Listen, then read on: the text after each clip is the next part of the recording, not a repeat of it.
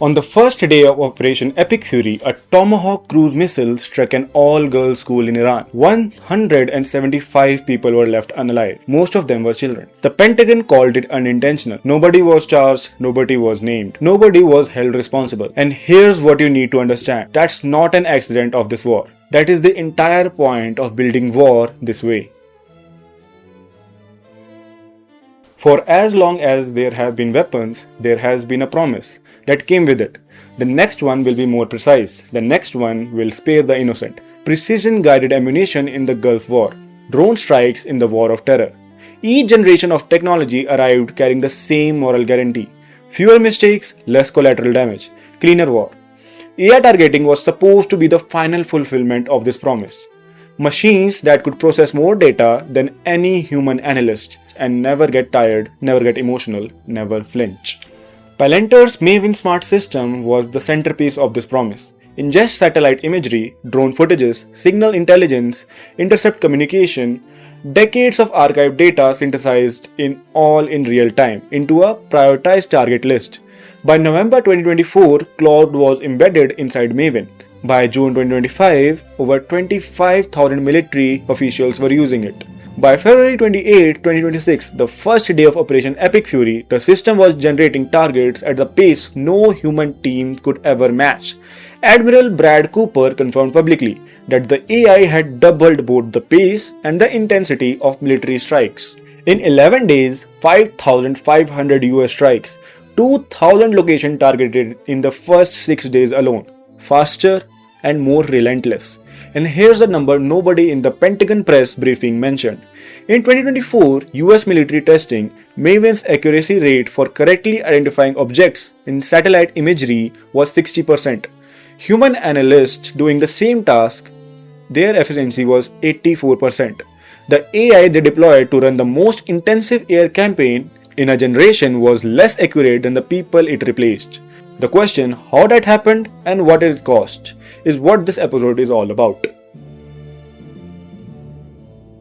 Feb 28, 2026, Day 1 of Operation Epic Fury. Somewhere in the targeting pipeline, in the synthesis of the satellite imagery and signal interception and archived location data, an output was generated. Coordinates. A building in Minab, in southern Iran. What the AI may have seen the word police in the location data. The building had been adjacent to the Iranian naval base. It had formerly been a police facility. It matched the signature of government installation. What the AI did not flag was it was a school, an all-girls school. In session, a Tomahawk cruise missile struck the building.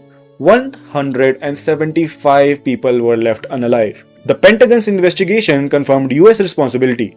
They called it unintentional. President Trump publicly claimed it was done by Iran. Iran's foreign minister called that funny and said evidence point to an American jet fighter. Did any human analyst pull up photographs of the target before the strike? Did anyone look at the playground equipments? The Pentagon had no answer. It wasn't an isolated incident.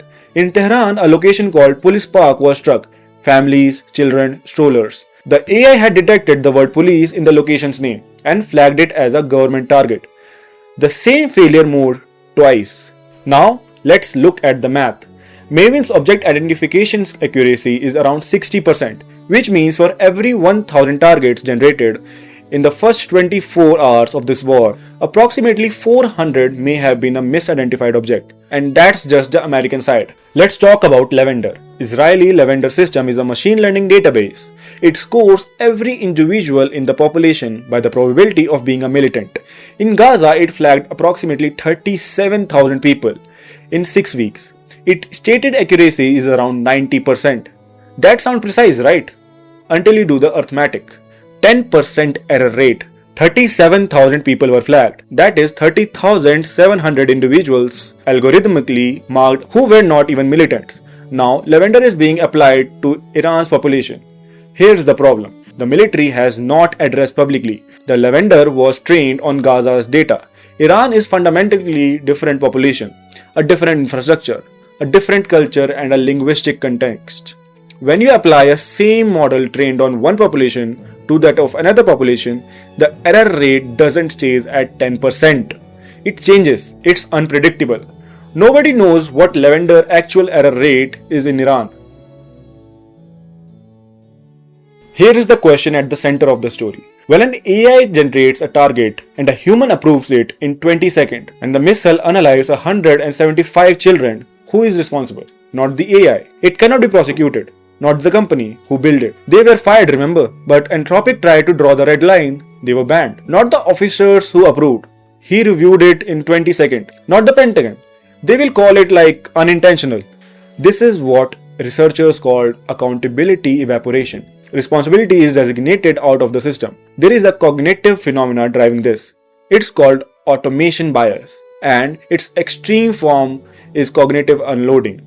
When a system presents you with an answer, a target coordinates, a legal justification, or a confidence score, the human brain began to offload the moral weight of that decision to the machine.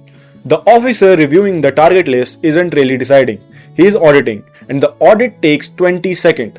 Mark, who ran the Pentagon AI strategy from 2018 to 2020, said, "There are a lot of steps before the trigger getting pulled." He meant that as reassurance, but the steps are shrinking.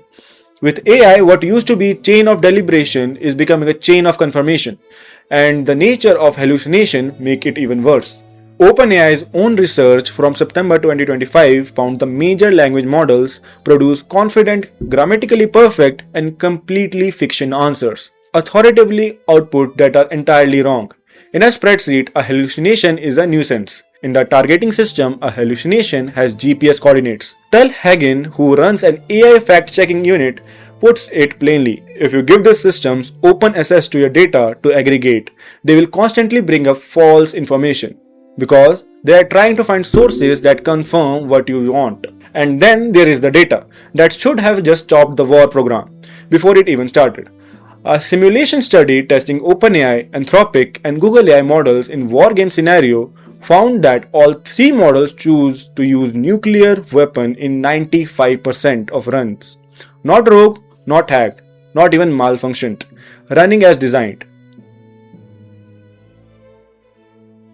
Three things are converging, and when they converge, the 20-second window disappears entirely.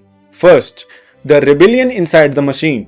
The war has cracked open the AI industry from the inside. Kalinowski, OpenAI's head of robotics, redesigned mid-war. Her statement, "AI has an important role in national security, but surveillance of Americans without judicial oversight and lethal autonomy without human authorization are lines that deserved more deliberation than they got." She wasn't alone. Over 100 OpenAI employees and 900 Google employees signed an open letter to refuse Department of Defense demands. Second, the legal vacuum is holding. Academics and legal experts met in Geneva this week to discuss lethal autonomous weapon systems. No binding agreement has reached. Senator Christian Gillibrand has stated plainly, there is a little reason to trust that the DoD will be any more responsible with its use of AI without explicit safeguards. International humanitarian law required autonomous weapons to distinguish between military and civilian targets. LLM currently do not reliably do that. The law exists, the compliance does not. And third, this is the one that matters the most. When agentic AI executes targets independently, not recommends, executes, there is no 20-second window. There is no rubber stamp. There is no human in the loop to blame, to charge, or to court-martial. Jacob Ward, a tech journalist who covered the Gaza AI systems, called what happened there. Testing weapons systems on a live population, refining them, then deploying the refined version at scale. Gaza was the beta. Iran is the product launch. And the next conflict will run on agentic AI that doesn't ask for approval at all. Senator Gillibrand has legislation pending. Academics are writing papers. Geneva is meeting. But the strikes are running at $900 million per day. The targets are being generated faster than any human can even process or even audit them.